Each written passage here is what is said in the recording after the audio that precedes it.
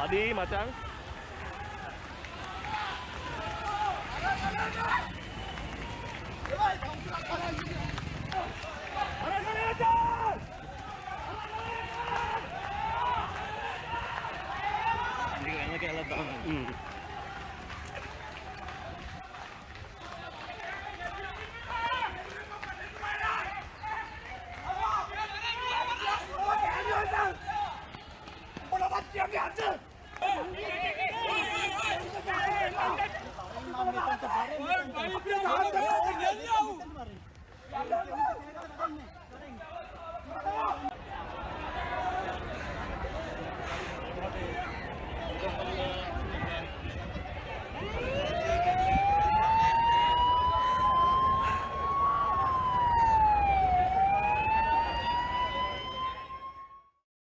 Now bring in journalist Fidel Fernando, who has been covering this story on the ground in Sri Lanka. Good to have you with us here on France 24. How significant is the Prime Minister's resignation today? Hi, Dylan. Thank you for having me on. I'm not in Sri Lanka at present, but I have been following and been at the protest many times over the last few weeks. The resignation is huge. It is something that the protest has been calling on for more than a month now.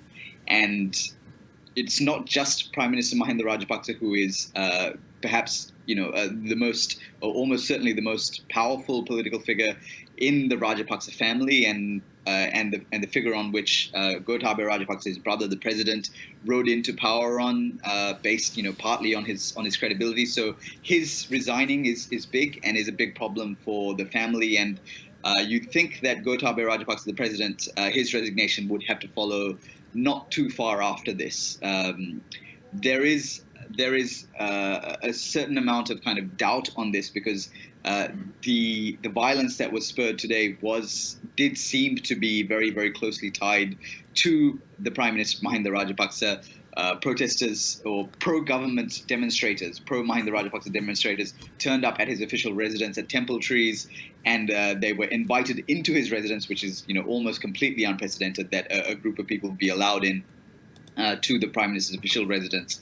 And then it was only after they left his residence that the violence began. They began to tear down some of these kind of occupied tents that the anti-government protesters had set up for weeks, and then they went on to a further protest site down the road and broke down that protest site, and also set fire to certain structures there as well.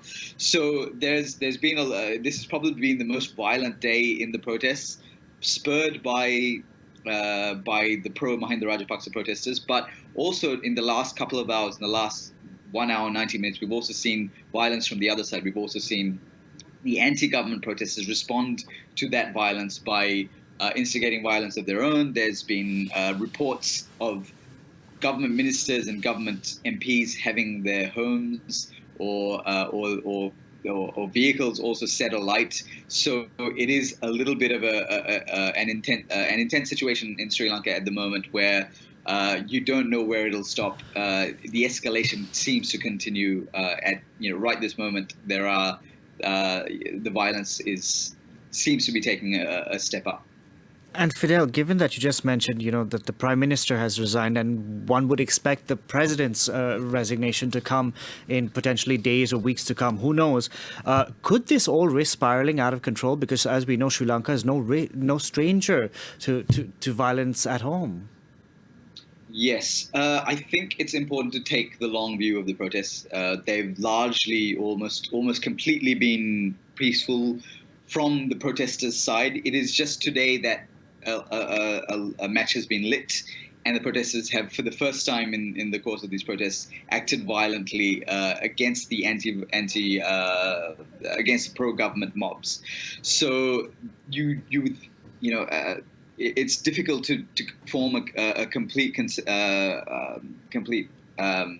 view on this.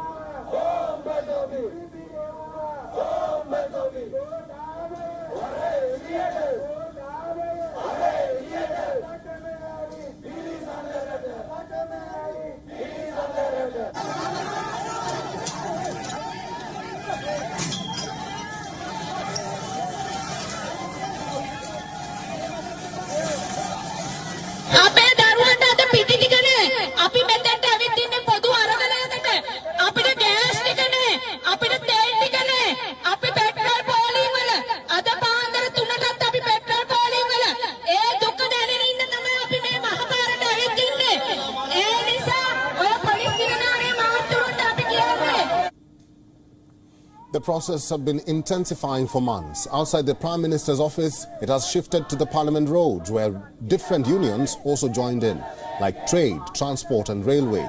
They all gathered with one demand: resignation of the president. Police fired tear gas and water cannons at students who were trying to storm the Sri Lankan parliament. Earlier protests had called on senior Rajapaksa's resignation, but now it seems the public pressure is turning towards the president. Remember, Mahinda is the elder brother of President Gotabaya Rajapaksa. Mahinda himself served as the president of Sri Lanka from 2005 to 2015. The two brothers have dominated nearly every aspect of life in Sri Lanka for almost 20 years. Until recently, they controlled 75% of the country's budget. Together, the Rajapaksa clan has been accused of creating the economic crisis in Sri Lanka.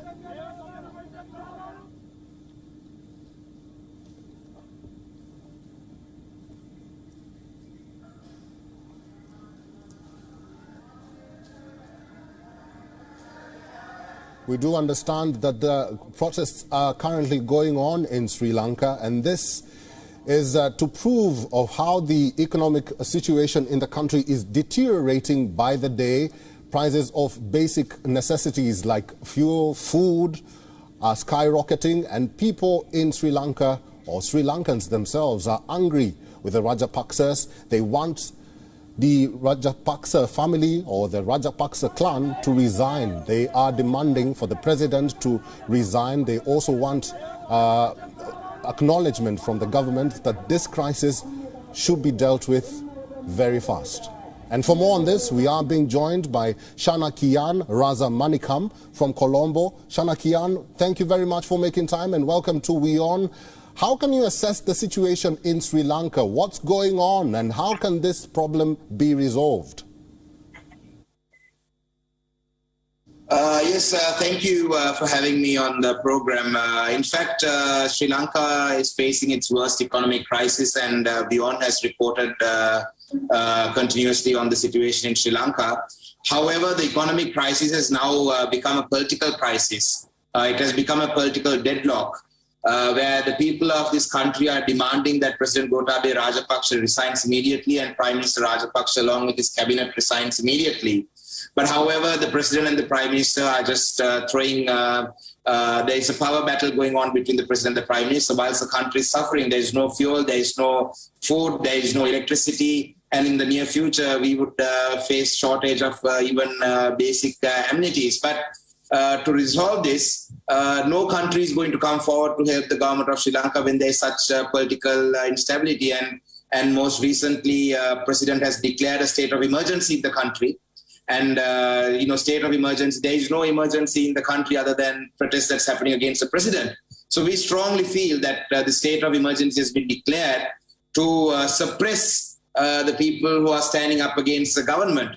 And also, President Gotabaya Rajapaksa declared a state of emergency about 5 weeks ago. And when you declare a state of emergency, that needs to be ratified by the parliament. Parliamentarians need to vote for it, vote in favor of it. However, 5 weeks ago, when President brought in the emergency law, President withdrew the emergency law himself before it could be ratified in the parliament because he was not sure of his majority in parliament. Because no parliamentarian should support this president's move to suppress the people's voice. So we have, and yesterday was the last day of Parliament for the first sessions of the month, and President declared a state of emergency last evening, and within minutes after the state of emergency being declared, we saw police brutality where security forces and police riot forces were assaulting civilians who were protesting peacefully. So the country is heading towards an anarchy. It's a very worrying time for Sri Lanka. As a member of the Parliament in the opposition, we are concerned about the future of Sri Lanka. Shana Kian, let me ask you this, because the Sri Lankans have promised a revolt. If a revolution happens and the president refuses to step down, will this not worsen the crisis in Sri Lanka? I don't think it can get any worse from here onwards. The finance minister in charge has called himself a night watchman. He has compared himself to a night watchman in a test cricket match, who comes in to save the top order from collapsing. So if that's the state of affairs in the country, where the finance minister says that he's not the best person for the job, but he is there to defend the top order, with the top order means to defend the president, the prime minister. It's important to note that the current finance minister and the justice minister, which are the same person, Honorable Ali Sabri, was the president's former private lawyer. He appeared on behalf of corruption charges against President Gotabaya Rajapaksa before he became president. He has declared that the country only has $50 million worth of reserves in the country. So $50 million is absolutely nothing in terms of a country. I mean, that is not enough to last us even a few hours of our essentials in this country. So I don't think it can get any worse. And also, we are very thankful to the people of India and the government of India, and especially the Tamil Nadu Chief Minister, who has helped the Sri Lankan government and who's promised more help. The Tamil Nadu Chief Minister, we are very thankful to M.K. Stalin. But we are told that the line of credit that India gave Sri Lanka has been used to import steel into the country. So I think the government of India's plan was to give money to the country to buy essentials like buy fuel, buy medicine, buy food. But the government of Sri Lanka is accused of importing steel worth of $250 million. And the government is also accused of using the money that India has given to buy tear gas to suppress people who are opposing the government. So I think any further aid... Obviously, that is corruption. And my question is, if the government cannot help itself and it cannot help the country, then who or what can help Sri Lanka at this moment?